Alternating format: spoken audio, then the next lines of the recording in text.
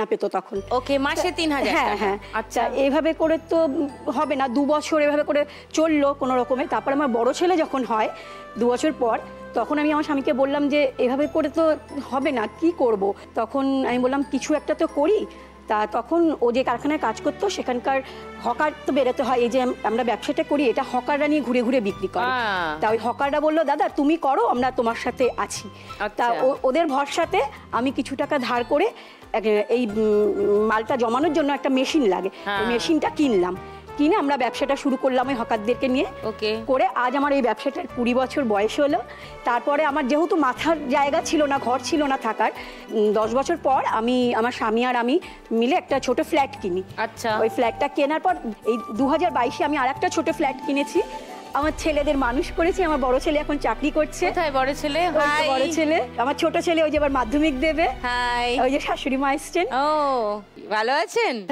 হ্যাঁ, তারপর রান্নাঘর থেকে উন্নতি হয়ে ফ্ল্যাটে এসেছে, তাই তো? আচ্ছা।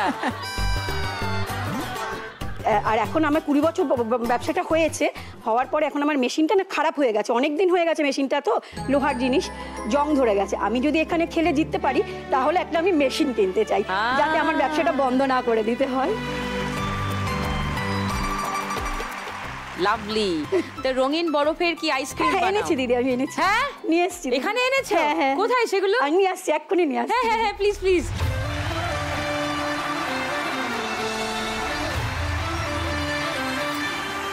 ও সেই ছোটবেলায় আমরা এগুলোকে পেপসি বলতাম। হ্যাঁ হ্যাঁ।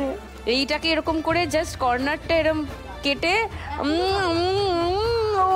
লাভলি, খুব ভালো খেতে এগুলো, খুব ভালো। বলছিলাম কি যে আজকের পর্বটা শেষ হয়ে গেলে তারপরে আমরা আমাদের গল্পগুজব হয়ে যাক, খেলাধুলা হয়ে যাক, তারপরে আমরা খাবো। ওকে, ঠিক আছে। ওকে, থ্যাংক ইউ।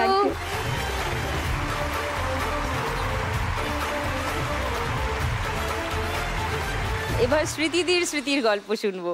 আপনার গল্প শোনার আগে আমি অডিয়েন্সকে, মানে আমার টেলিভিশনের দর্শকদের একটা জিনিস শোনাতে চাই। শোনাই আগে যেটা আপনি করেন।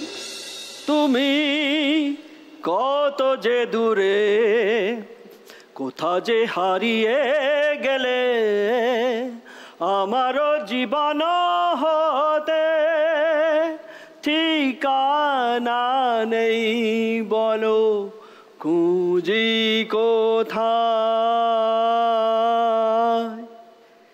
আমি তো আছি তোমারই কাছে, তোমারই পাশে, তোমাকে আমি ঘিরে আছি। Thank you. ও